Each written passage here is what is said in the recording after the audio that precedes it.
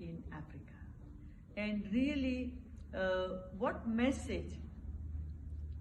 You see, the world of today in stress. And after COVID, it increasing more stress.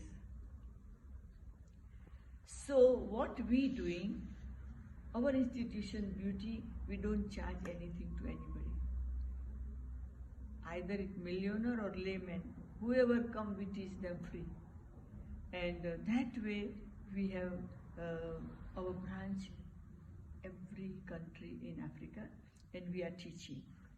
And the people coming, they learning, and the one who get benefit, they want to contribute by themselves.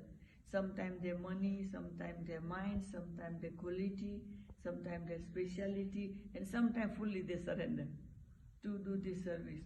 So we have nearly 100 branches in Africa, and in other French-speaking country, whichever language, we have our teacher, and they look after. A small branch we start, then it becomes big, and our regular base study people come and they learn and they change their life, and their life become very peaceful. So that is our teaching.